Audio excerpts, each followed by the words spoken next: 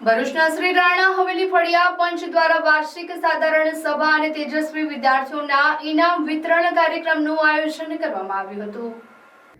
Shri ભક્તેશ્વર Mahadev hall Bharuch ખાતે શ્રી રાણા હવેલી ફળિયા મંચ દ્વારા વાર્ષિક સાધારણ સભા અને તેજસ્વી વિદ્યાર્થીઓના ઇનામ વિતરણ કાર્યક્રમનું આયોજન કરવામાં આવ્યું હતું, જેના અધ્યક્ષ તરીકે નિસર્ગ દિનેશભાઈ રાણા તેમજ અતિથિ વિશેષ પદે એડવોકેટ અંકેશ રમેશભાઈ રાણા ઉપસ્થિત રહ્યા હતા। દિવંગત સભાસદોને શ્રદ્ધાંજલિ અર્પી ઉપસ્થિત મહાનુભાવોના હસ્તે દીપ પ્રાગટ્ય કરી સભાની શરૂઆત કરવામાં આવી હતી। સંસ્થાના વાર્ષિક હિસાબો રજૂ કરવા સાથે નવા વર્ષના હોદ્દેદારો અને કારોબારી સભ્યોની વરણી કરવામાં આવી હતી।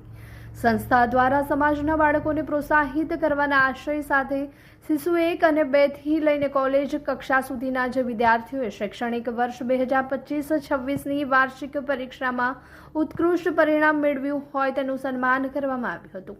આ પ્રસંગે પ્રમુખ મહેશ વી રાણા, મંત્રી દીપકભાઈ આઈ રાણા સહિત અન્ય હોદ્દેદારો, સમાજના અગ્રણીઓ અને પરિવારજનો મોટી સંખ્યામાં ઉપસ્થિત રહ્યા હતા।